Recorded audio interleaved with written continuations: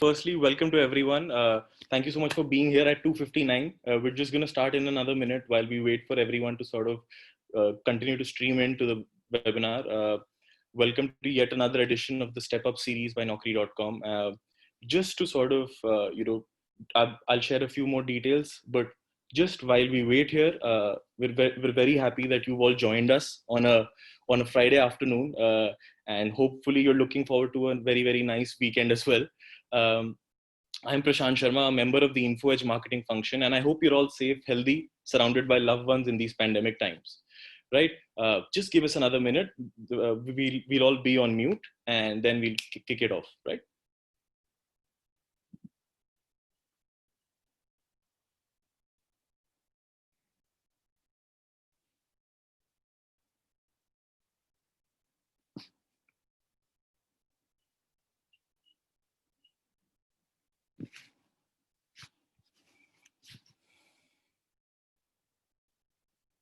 Yes. So, firstly, welcome to everyone. My name is Prashant Sharma. I'm a member of the marketing function at the InfoEdge family. Uh, Firstly, thank you so much. Like I was just saying a moment ago, I hope you're all happy, safe, healthy, surrounded by loved ones in these pandemic times. This is our second webinar from a Step Up series that is a special initiative by Naukri.com.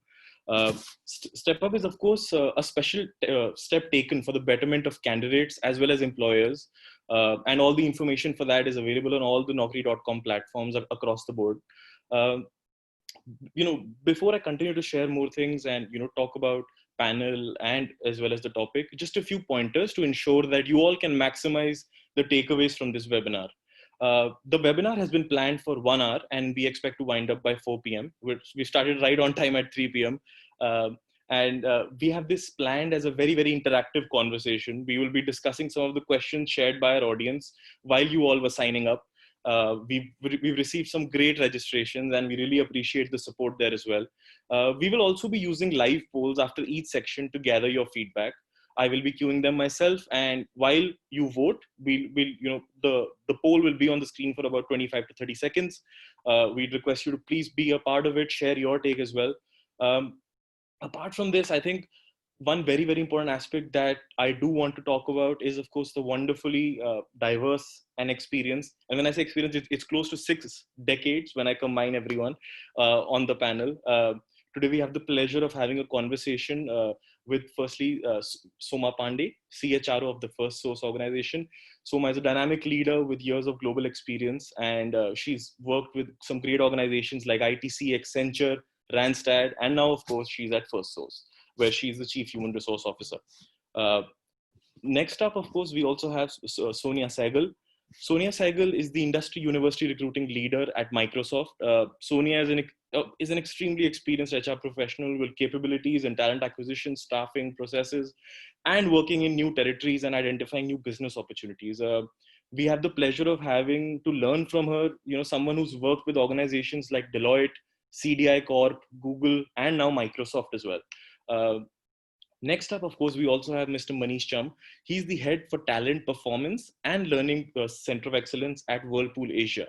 So as you can see, all three panelists are from different sections of the industries. They're all from different verticals within HR as well. While Sonia was someone who takes care of university recruitment, Soma is a CHRO.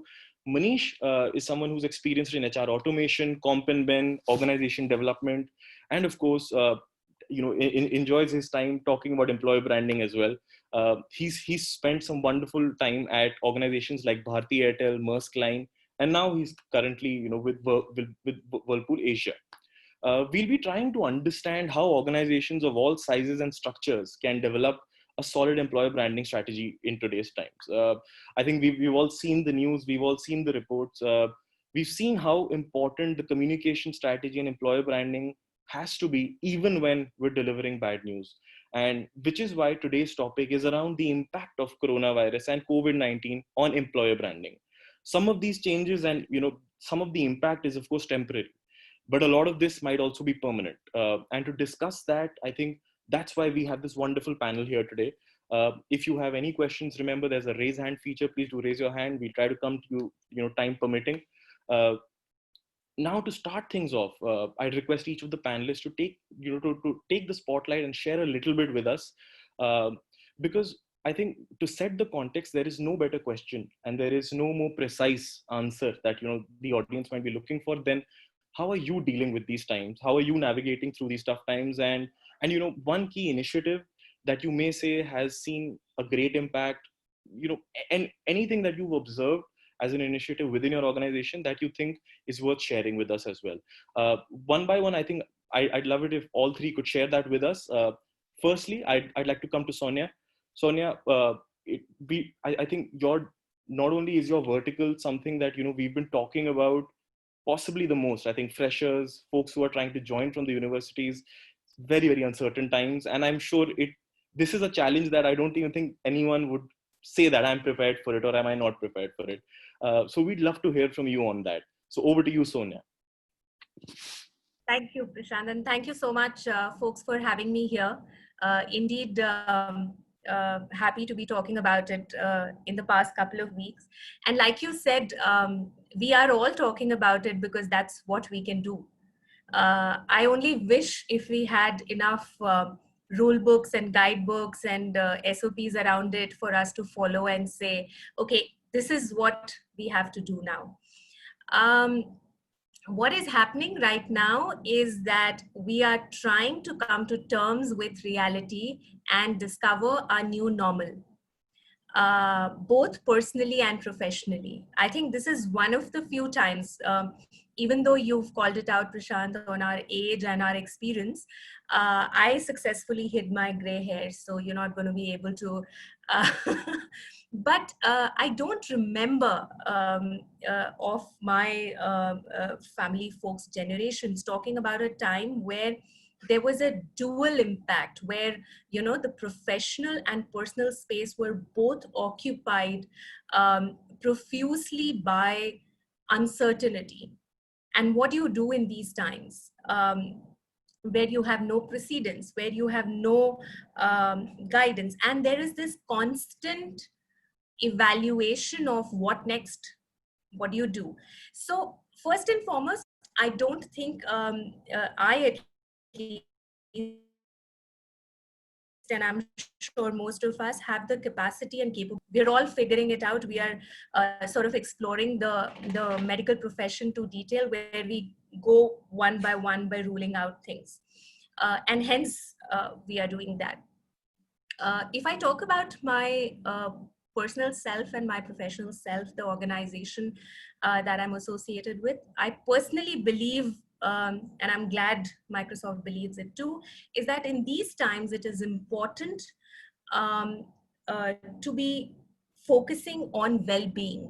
And when I say well-being, it's a very broad term of an individual, of the team, of the organization, and in totality, everyone. And I think that's the phenomena, that's the philosophy we've gone after. The well-being in terms of standing by our commitments, the well-being in terms of really going in and checking in of whether it's family, whether it's team, whether it's employees, and just saying, how are things? Because when you can't do much more, all you do is just go in there and say, okay, how are things? So one of the first things that has worked is, and I'm super proud about it, is just the focus on people and their well-being.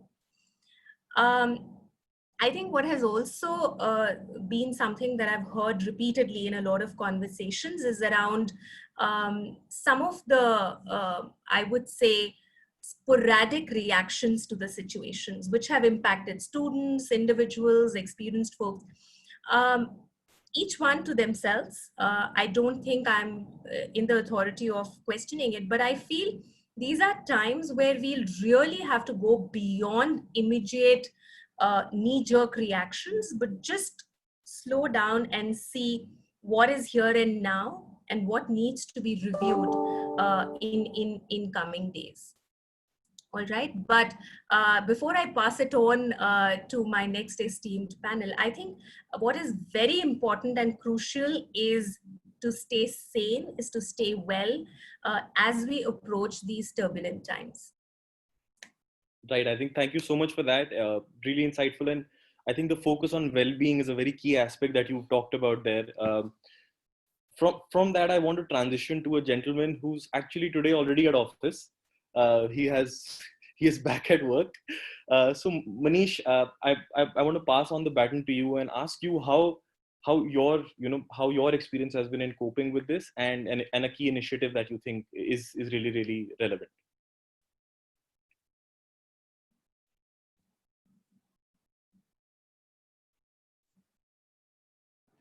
I'm sorry. You're on mute, Manish. Yeah. So thanks, Prashant, for first of all a kind introduction, and I'm glad to be here. And as you rightly said, I'm in office, so it's very different experience, And I'm in office almost after 2.5 months, after mid-March, and there are a lot of If I were to say where am I as an individual, so it's a lot of curiosity to see around me, what is happening, understanding the new protocols at the workplace, right the moment you enter the office, the moment where the tires of your cars are sanitized, so you have to just rub your hands multiple times, to have your own water bottle, and so on and so forth. So it's a very different experience, I would say. Not to discount the anxiety and the anxiousness what you have in your mind in terms of understanding what is happening around you. So if I were to talk about in the last 2.5 months, so my role enables me to have a view outside India, which is to a larger Asia as a region. And I'm sure in most of the organizations you have different geographies, but Asia Pacific or Asia is generally a one cluster of the market. Now, if you were to look at and compare this market with any other market, this is the one market which is Asia has been in this whole COVID hall for the longest. So what it started in the month of January mid in mainland China, it's still continuing, right? While the other regions had a peak and trough. And again, in Asia as a region, it started off in Jan. Singapore market had its own experience. They almost became normal. Then again, they started. India had started much later at the end of March. So I've had an experience of looking at things going in peaks and troughs in different market, different clusters, and impact on our organization. And so and again, bring it to the cultural aspect for it, how different cultures react to this kind of situation, how societies adapt to this kind of challenge, again, is a very great insight. How employees and the employer's mindset also contributes to a lot in terms of adapting to the situation. So I think a couple of things which really stand out in my mind is that I think while we have had such kind of disruptions, we saw it in 2008. Before that, we saw it at the start of this century in 2000 with the .com, Y2K. I think this kind of disruption has been unprecedented. One, from the fact of the speed at which it landed at our doorsteps. Number one. Number two, the sheer time scale and the impact, not only in the professional space of people, but at the society, at the nation, at the livelihoods, that kind of impact. And third, most importantly, the imprint what it's going to leave on people's mind for good some time. I think it has really altered that. So, and as an organization, we are adapting to a lot of things, as it comes. But one thing is clear that we know that our whole positioning has been that, look, we don't know, we are also figuring it out like a lot of other people also.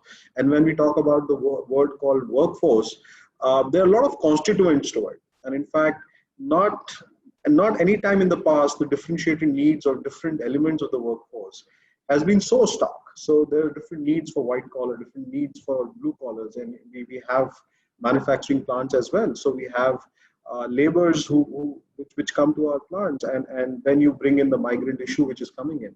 So every constituent of a workforce has a very differentiated need, And I think as employers, not only Whirlpool, but all the other industry per se, have to be sensitive, very contextual, contemporary, and very empathetic about those differentiated needs. So that's what my take is and experience in these current times. All right, great. Thank you so much for sharing that, Manish. I think like initially Sonia told us about the importance of focusing on well-being. You've spoken about the different needs, the different categories of needs that have come to fruition, and of course we understand the migrant issue. I think it's something that's extremely moving for everyone who's connected to it, and we know that the factories and plants that Whirlpool is involved with. So, matlab, we hope that throughout all of this, we're in that zone where we're all still learning. No one has a playbook. Yeah, absolutely. And which is why I think I want to go to Soma next. Soma, what happened to your hiring plans, your initiatives? Like, how did all of that change overnight, or have they changed? Have they not changed? What do you think is the impact on you? Thank you so much, Prashant, and thanks, Sonia and Manish, for sharing your views. And hello to all the participants. I hope everybody is keeping safe and you're protecting yourselves and your families. I think that's really top of mind right now, that to make sure that you're not just taking care of people, but you're allowing them to do what's right for themselves, and you're making space as a company for people to behave in the way that most suitable for themselves and their families, considering the kind of pandemic that's going on. So we are a services industry and we are across various verticals. So our clients do all kinds of things. And depending on which client we serve, their business has been impacted accordingly. For example, if you're working for a hospitality or a hotel or an airline, definitely business has plummeted. But if you're working for a bank or a mortgage or a refinance company, then those businesses have gone up because interest rates are changing and people are trying to secure their savings and their homes and things like that. So I think it's, for my company, for FirstSource, it's been a bit of a mixed bag. And we have, I think, the pillars of our thinking have been around authenticity and communication, both internally with our employees, with clients, as well as with candidates, right? I mean, like you said, we are all in the dark, and it's okay to accept that and tell people that, hey, I made you an offer. I don't know if I can keep to it today, but I'm telling you this, that I'm looking out and I'll see how I repurpose you or I come back to you well within time. So there are services industries, and I'm sure we have no comparison to Microsoft, but we hire tons of people every month, right? So it's a huge volume. But you had to, at this point in time, not treat them as a number in an Excel sheet or a report, but as human beings who have real concerns. So I think my recruitment team has done a fantastic job, not just here in India, but US, UK as well. Just staying in touch, just keeping the concerns on board and taking the right decision. I think communication with client teams on what's in the pipeline, what's changing, what clarity do we have, don't we have, and having that kind of conversation. And being authentic about it as well, saying that I have an answer or I don't have an answer. I think that's what it is all about.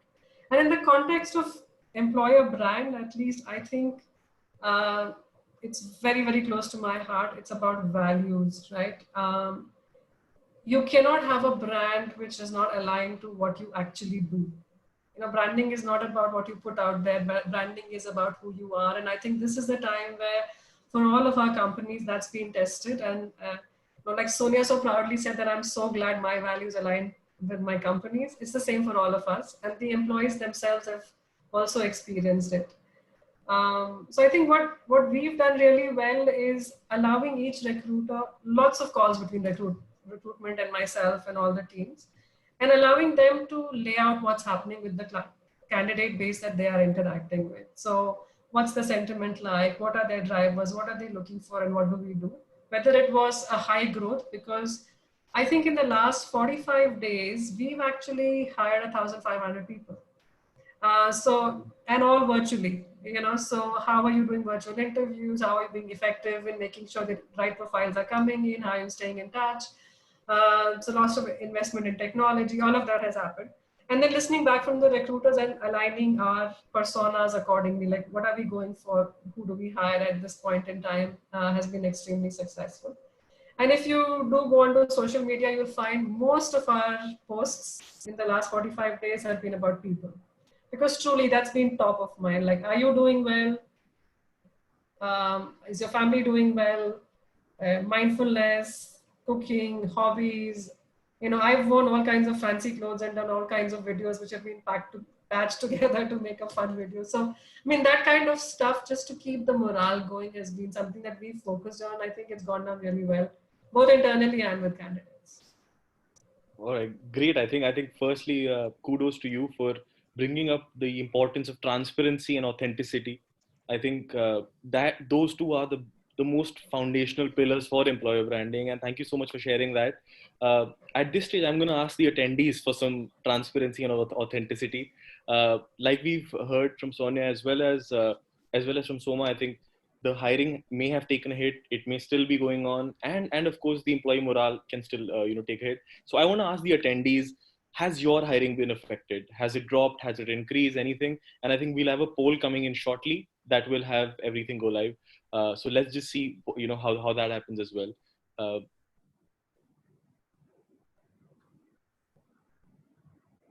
Yes, so I think you can see there whether it is the hiring activity has decreased by 10-20%. We've given you enough options. Hopefully, you fall under one of those headings. I think we'd really appreciate it. We'd appreciate your participation. We've crossed 200 in terms of engaged senior audience as well. So that's also a great number for us. Yes, I think we have a few messages coming in also that where hiring is happening for critical roles. Great. I think that's also an important insight that's coming in. Of course, I think within about 30 seconds we'll be we'll see where this shapes up in terms of the percentage of people and where they lie, and of course then we move on to the next section as well, which sort of which focuses on a question which I'm 100% certain will ruffle a few feathers. It is a question that is always I think there are very few questions that are as relevant as this one in the current time. I think for now we can pause with the poll, and once this poll is done, and we'll see what it looks like as well. Yeah. So I think the one all right. So we see hiring activity has decreased by more than 50%. So that's quite a stark number, and I really understand the plight of those folks who've had to sort of pause all their hiring plans and everything. And this is what I think we were talking about as well, that we don't know. So you can see people in the 10 to 20%, 20-50% bracket. There's someone who actually also said, like, their hiring has increased by 20 to 50%. So that's also great news for those. uh, but yes, I think we're now in a situation where we understand that everyone's dealing with this without any playbook, uh, which is why I want to come to the next question. Employer branding in good times is always fun. I mean, employer branding when everything's positive, the company's a best place to work, everything's going well, right? But what happens when the organizations, HR leaders, and business leaders are told to right size? I'm not going to say downsize. I'm going to have to say right size.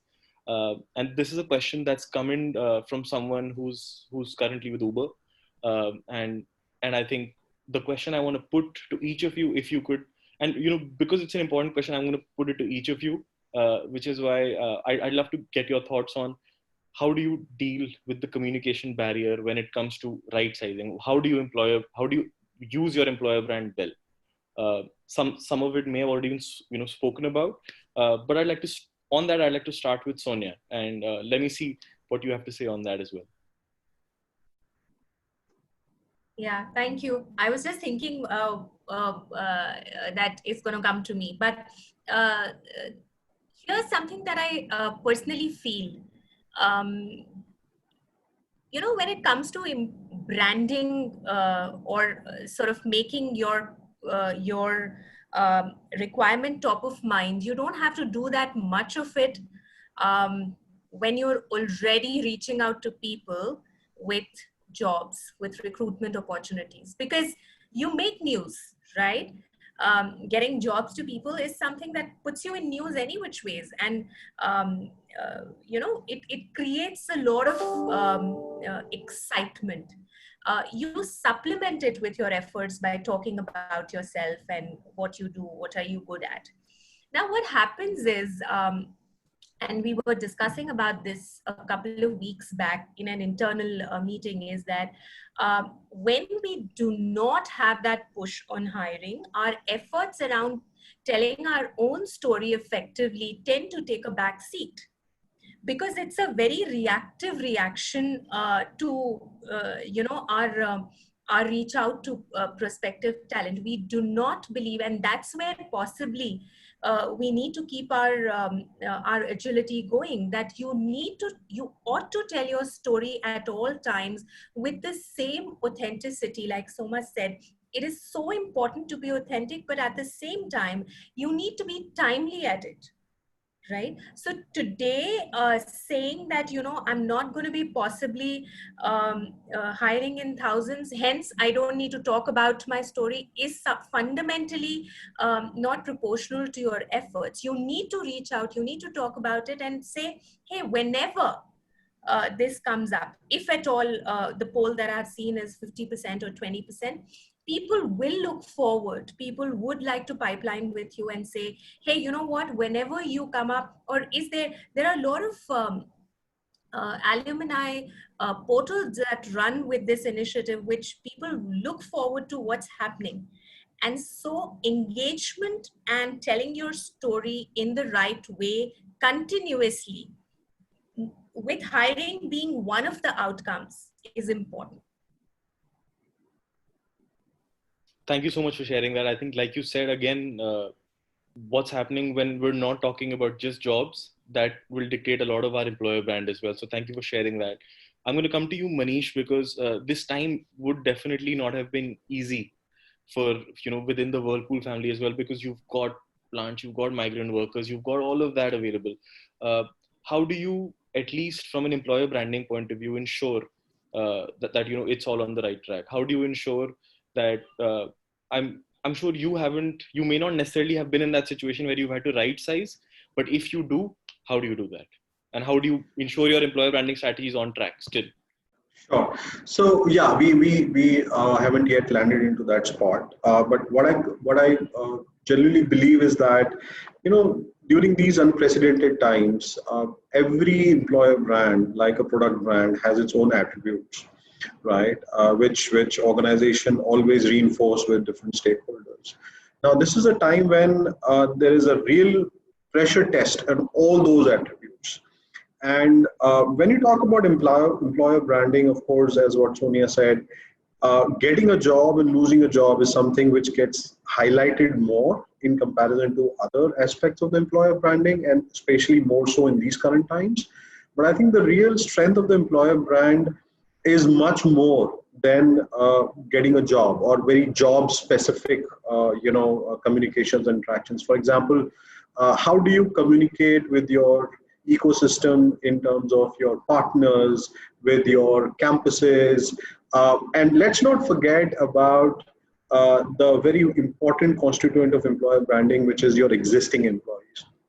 Employer branding is not only about outside prospects, but also a lot about your internal set of people. So, and I think organizations which have really invested a lot in continuously and very coherently, consistently communicated all their attributes to different stakeholders of their employer brand, internal to organization employees, outside, a larger ecosystem of partners, campuses, aspirants. I think this is the time to pressure test that strength, right, in that sense. And a lot of times, I would like to draw a corollary to the product brands. There are fabulous brands which are market leaders or in the top three positioning from a market share perspective, but they quit the market. They merge their brand with somebody else. So I think, and in the same corollary, employer brands also go through those motions. But I think the real strength comes from what you have done before this, how you have established the trust. And I think whenever in these times, whenever the organizations, and that's what our philosophy has been, to be, whatever we do it with a heart, and people need to understand that it is coming really from the, so intent is very important. And unless the communication or whatever things which are going to employees or those different stakeholders, unless there is no intent into it, people can figure it out. People have in these times, a strong knack to differentiate between what is the content and what is a faff. So people are able to spot you very very quickly. So, and from a Whirlpool perspective, I think we have been very holistic in our approach, and every year we do spend a lot of time in ensuring that our intent is communicated to our different stakeholders. So that while these peaks and troughs will come and go, but what people associate with your employer brand is the core attributes. That is one.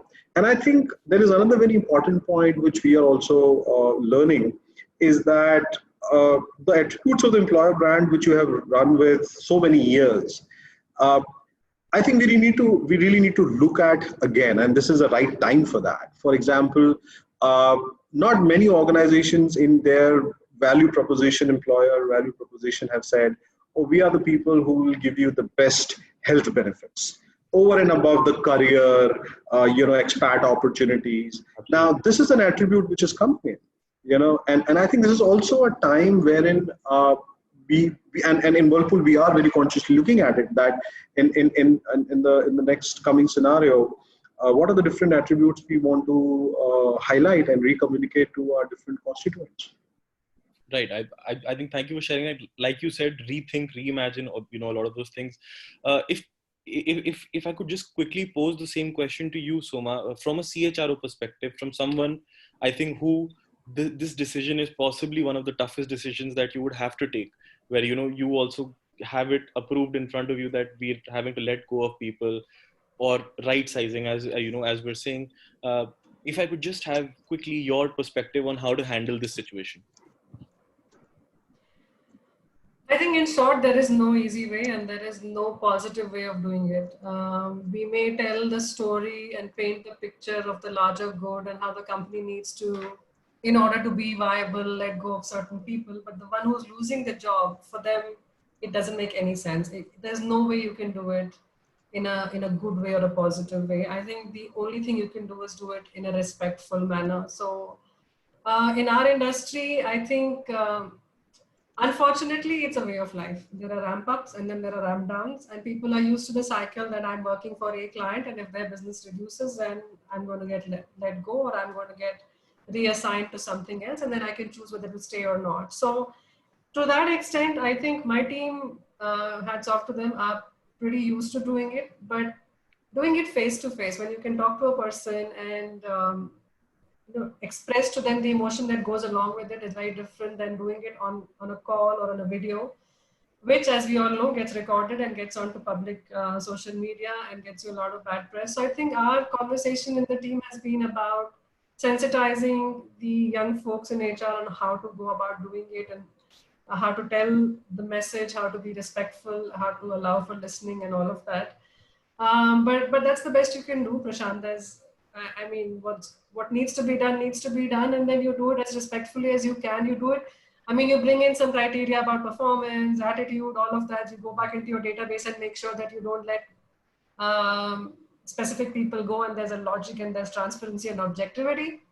But beyond that, it's a bad news, and you live with what you have to.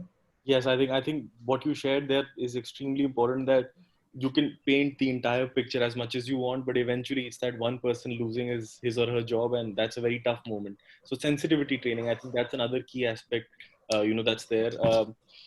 I think one point that I think we have discussed is that the option, or sometimes the situation, and something as a trend that we've been seeing, is around deferring the joinings.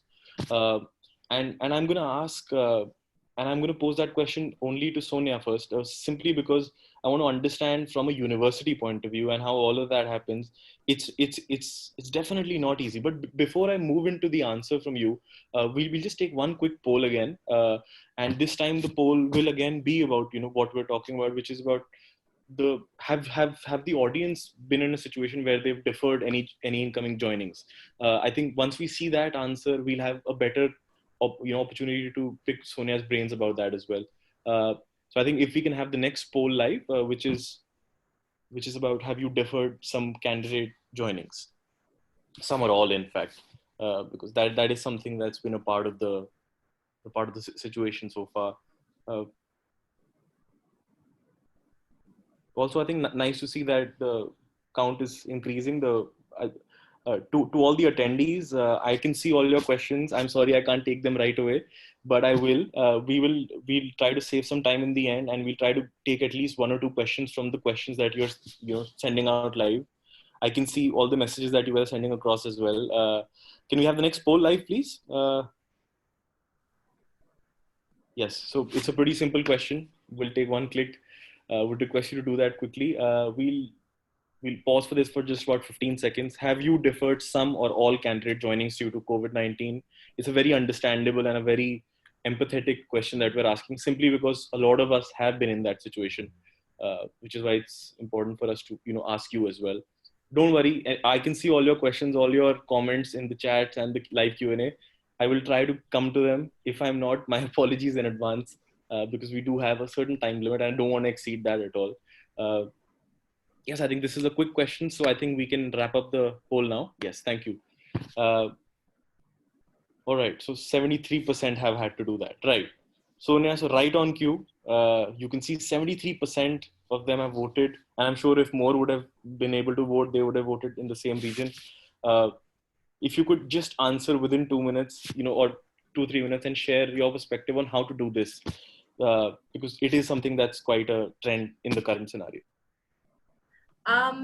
Thank you. Yeah, and I'm not surprised 70% or more have had to defer the date of joining. But the only piece that I feel we need to think about is the immediate reaction was to defer date of joining, because a lot of us came from the thought process that this thing is 2 weeks, 3 weeks, 4 weeks, and we will be out of it.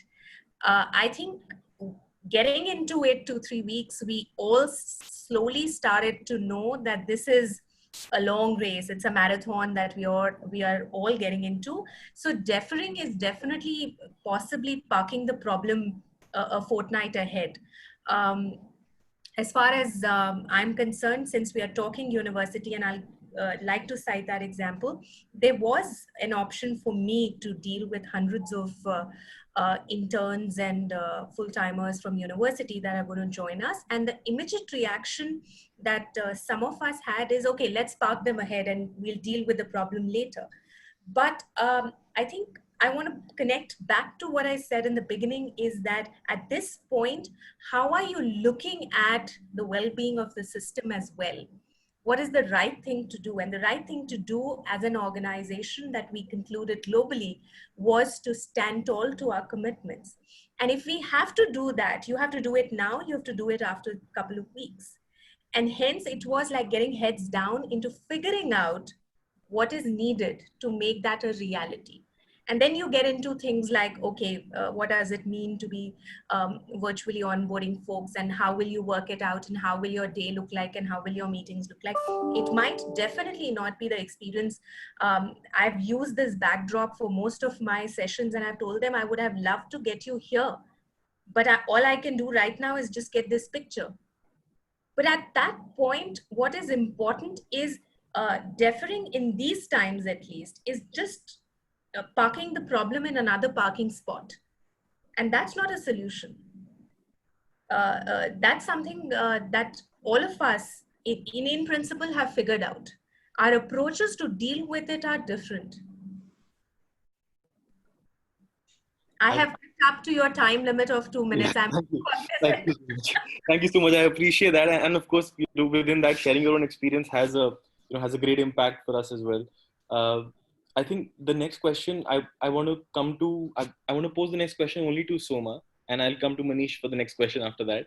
But to Soma, I'm coming to you with this because you had shared about how you're engaging with the recruiters and how the recruiters are engaging with the candidates in the pipeline, how they're doing onboarding. And as I can see, a lot of questions in the chat, as well as the live Q&A, as well as the the pre-decided Q&A came around how do we continue to do this?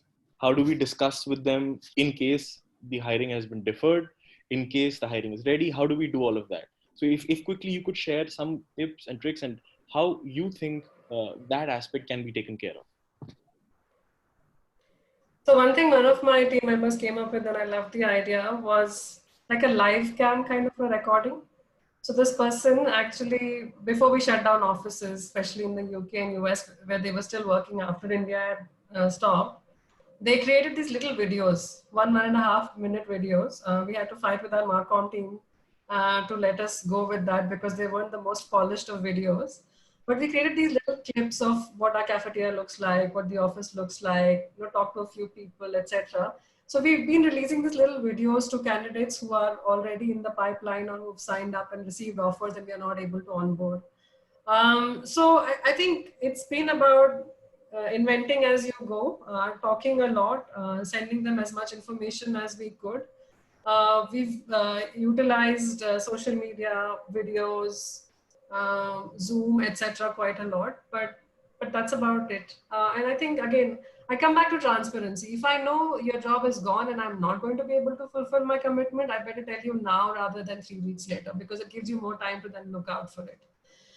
We have to remember we are all on the same side. It's not like the candidates don't know the realities of what's going on. 80-90% of them understand what's going on, and the more honest and timely, as Sonia said, the timely you are, it's in their best interest and in your best interest. But if you believe you can hire them and it's a question of a few months, then doing all kinds of fun and innovative things to stay in touch is what we've gone with. Right. So I think one key aspect that again she closed with is that don't forget to try to have fun. Make it more interactive, make it more human. I think a lot of that might work for those that are deferred joinings, or even I think the induction and orientation process now is going through a slight makeover. And that makeover as well, I think technology and a bit of human touch will play an important role. I can see that in the chat, so I'm bringing that to light as well. I want to go to Manish now with a, with something that he had shared in his own, in the last question he was answering. You spoke about reinventing a lot of processes and going back to how things worked previously and saying that let's do this now and this is how we should improve. The question comes from someone at HCL where they say candidate experience has, a very, very crucial element has always been the physical office. The physically present setup. Here's my office, here's everything. And that I think the office, just like Sonia with her background of the office right now, it plays a huge role in the brand, right? Is similarly for Whirlpool, you think of factories, you think of beautiful plants, that's what you think of. So how do you see that changing? How do you see that conversation, that strategy, all of that changing now? Yeah, sure. So thanks for asking this question, Prashant. I think it's a very important one to put this to understand the context and You can actually thank Divya from HCL. This is her question. She had signed up previously and shared it with us. Right. Okay, thanks Divya for this question. So so if I were to sequentially put the flow of events, of course, the moment this whole disruption started, so I think the first response was to move everything digitally. Right, be it right from how you interview to how you get people on board to get them assimilated in the organization. So there was with a lot of high speed kind of an integration, of course, with our internal IT teams and HR teams, and of course a lot of initiatives and adaptability by the hiring managers also, because it is not easy for hiring managers community to adapt to this change. And we made sure that they are not left behind in this whole transition. So we invested a lot in terms of orienting them that look, this is the new rule of the game. And of course, all those recruiters, you can understand that temptation to meet the candidate before the final decision is made. Even if it doesn't matter how many rounds of Zoom calls or Hangouts you have, you want to physically meet. So I think everybody was on board, and a bit of a sensitization and adaptation to the new reality. We sailed that board. Of course, with low business and economic activity, the things are on a kind of a freeze right now. So there's not much activity happening. But again, though, wherever we are going ahead, it is on a very high strategic areas, which leads to which fits into our business strategy, like your online or any other business segment. Now, when we look at a brand and in terms of experiences, in this COVID-19 scenario. Brand has two again features. One is the imagery, which is like your pictures, what people can see it on the internet, those videos, the previous experiences, what people communicate informally. And the other one is the soul, what we would typically call as the experience of the brand, right? And I think in these times, every organizations will definitely put out a lot of imagery about it.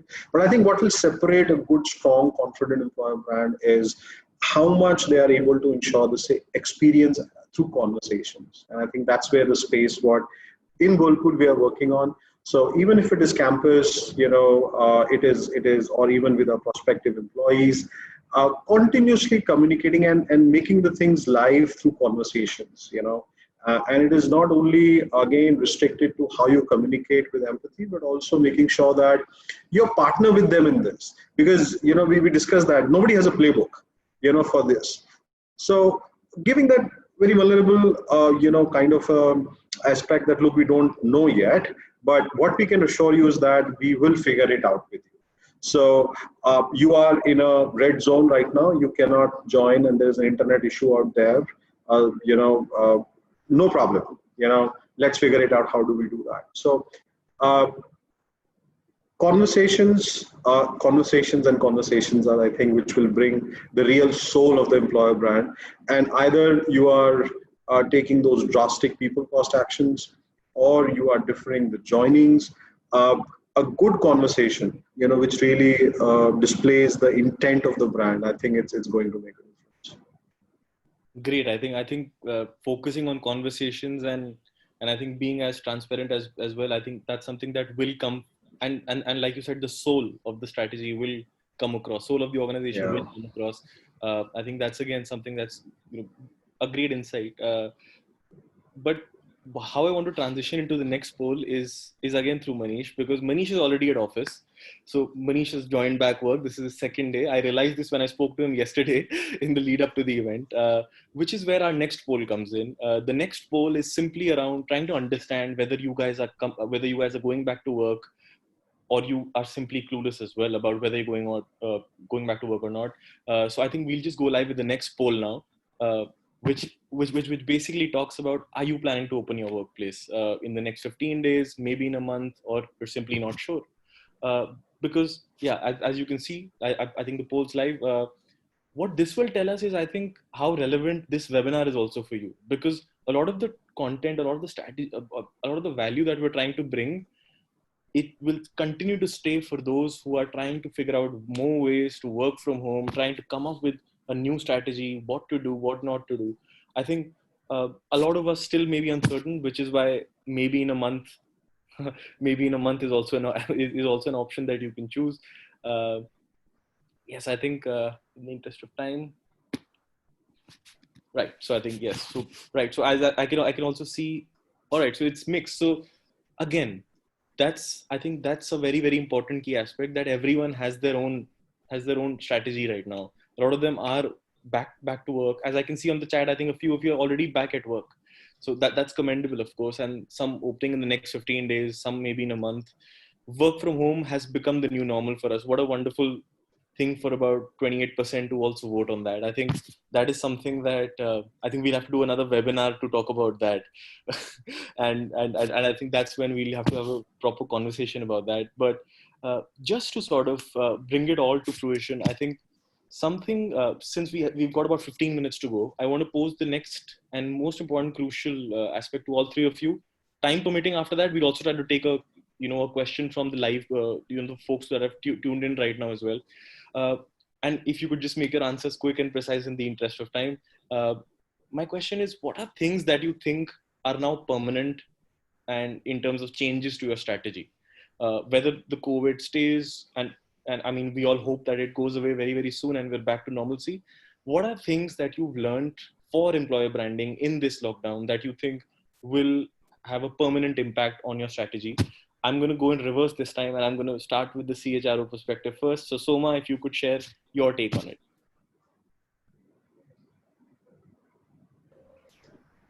Prashant, I think my connection is very unstable. Your question is, what did we learn in this experience? Yeah. So my question is, what do you think is a permanent change to your employer branding strategy? Something that you would not uh, go back to. Am I audible? Yeah, I can make out what you're saying. Yeah. Yeah, can you hear me all right? Yes. Absolutely. Uh, um, so to be honest, I don't think there were any big mistakes or anything that we were making that I need to change because of this. What we have learned is that there is a wealth of knowledge and experience and ideas within the team, and we don't always have to look at outside and consultants to come and solve our problems. So I think that's one thing I've learned personally, that when I have a problem, go down and talk to everybody who's actually in the trenches doing the job. So that's something we will do more of. I think focusing on well-being, something we had started doing, I think it was catching on, at least in the ITES sector, that we have to talk about the wholesomeness and bringing your whole self to work. And apart from inclusion and diversity and mental well-being, we were talking about the whole well-being of the employee. So that's something that we need to articulate better as part of our value proposition that we're going out into the market with. And agility, that while I don't think many of our people want to stay home, some do, some want to come back to office. So I think we'll have a mix of work from home and office. It's not like my work will shift completely to home or office. So we'll have to get used to that. But agility in times like this, and how do you come together and respond, is something that we have now documented and made reams of SOPs and stuff that we want to stick to. So that's been a good learning. But from a branding perspective, I think empathy and genuinity and communication was something we always valued. So it's been pretty much the same. Absolutely. So I think a key aspect there is something around, now you have SOPs and playbooks in place for how to gather those individual things that how do you make your organization more agile in these times. So I think that's a great thing to share as well. Manish, I think I'm going to come to you next, simply because I think you spoke about how the benefits and everything may be of more importance, the medical benefits. How do you want to do that? So, I mean, if in 2 minutes you could quickly summarize what, according to you, is a permanent change to your employer branding strategy, and this could be around anywhere from the use of technology, anything, the process of interviewing, candidate experience, all of that is in play now. Yeah. So very interestingly, Prashant, you have used an antithesis in your question itself. In one line, you asked the permanency and the change. So these are, so a permanent change. So if I were to share my thoughts, I don't think there will be anything which will be permanent. I think we believe in Whirlpool that employer brand is a strong brand which is able to very seamlessly adapt to the change. So what is relevant? So health and benefits is at the top of the line of your attribute of the employer brand, was not there about a year back or maybe a few months back. Now here, God forbid we are into the scenario, we will have to adapt. Who knows, maybe 6 months down the lines when the things will open up, there will be a huge issue about livelihoods, about upskilling. So rather than changing the core part of employer brand, I think we'll be very sharp in redefining the language of how we are, communicating our employer brand attributes to our stakeholders. And I think that is very important. And I don't think we'll be compromising on the core of the employer brand, because we strongly believe in the strength of it. It has stood for more than 100 years, in that sense. So Whirlpool is a more than 110-year-old company. And we'll keep on doing that. But yes, we will keep on refining it. We'll keep on adding larger meaning to it, which will resonate with the needs and the aspirations of our stakeholders. Right. I think before I give the opportunity to Sonia, to just close that point, I'm going to remodel my question a bit, because I can see a few people in the chat very plainly saying nothing is permanent. So yes, nothing is permanent. My apologies for the framing of that question, sir. But just to sort of, I think what I would say is technology now a permanent fixture in all your processes? Is it? I'm sure it was earlier as well, but has it taken a more important role now? coming from a tech organization, I think it always took the forefront. So I will not say that we never thought about technology. But to me, 3 R's matter the most. And that is reskilling, reimagining, and refreshing. I think what is very, very important is to realize that, and we've had all of this. I'm possibly repeating and rambling some things that we've spoken about, but we are speaking about it in the new light. What got us here will not take us there. We have to think about our new normal, all of that. But whatever I tell you today, there is no guarantee that it will stay true even tomorrow. So, to your question, is it permanent? We have to constantly get into the practice saying, okay, we have to be agile, like Soma said, to every situation now, because we don't know what's going to happen next. Are we going to be digital? Is digital evolution going to pose another set of challenge? How are we going to respond to that? Is our education system going to change? Is our experience going to change? Our dependency on certain third-party agency is going to change. The health benefits, will they have to be claimed differently? So we need to simply be able to reskill, reimagine, and refresh, reimagine ourselves and say, okay, I'm ready to get into it and then figure it out. Most of the people sort of have struggled because they've not been able to be agile and say, okay, fine, let's jump into it and let's swim as we learn to swim. Great. I think something that I sort of I've realized myself as well is that through technology we're able to do things that, and so I've actually met 2 of you at events, and hoped I would have loved to meet Manish at an event as well. But this webinar is an example of how we could do these things from the comfort of our homes. Soma, do you have something to add? And on a lighter note, when Sonia said we have to think of the 3 R's, I thought she's talking about the Bangalore traffic and how you get stuck in it for 3 hours a day and how you're saving time by working from home. Yeah. So I just put, yeah. Please.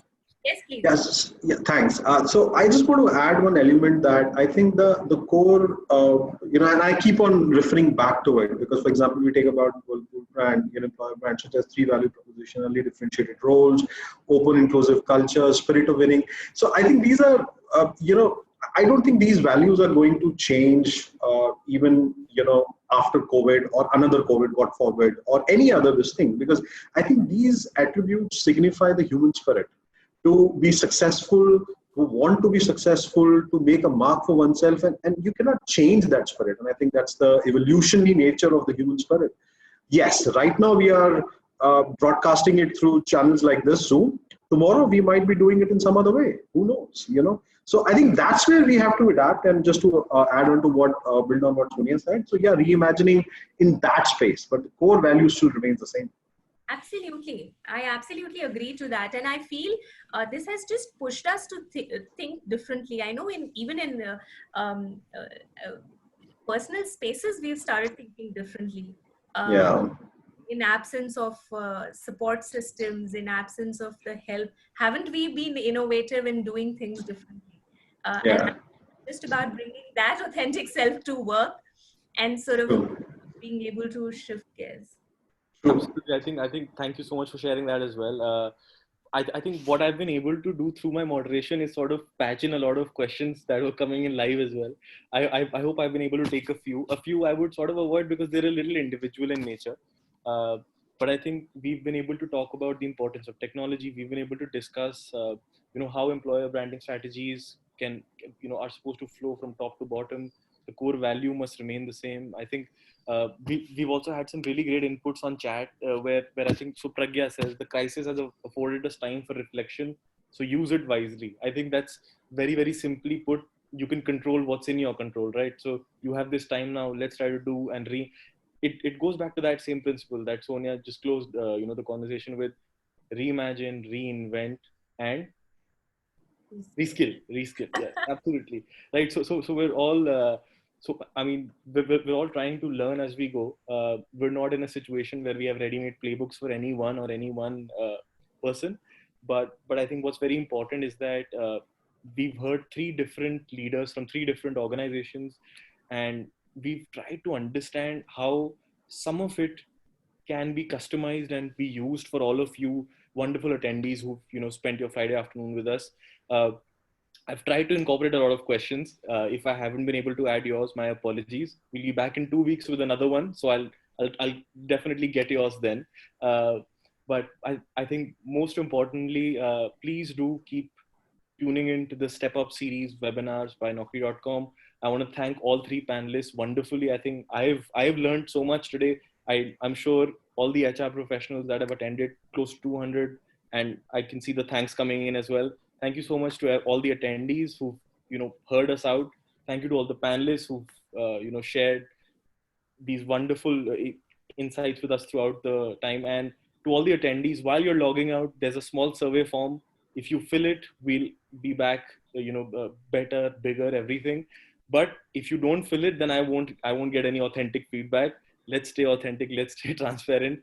And I think from all three of the panelists, as well as me, as well as Naukri.com, Step Up series webinars, please continue to follow us across social media platforms so that you have everything intact.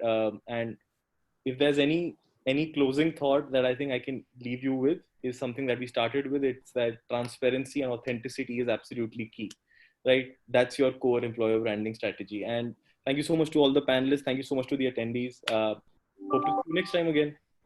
Thank you. Bye, everyone. Thank you, Prashant. Thanks. Pleasure. Bye. Bye-bye.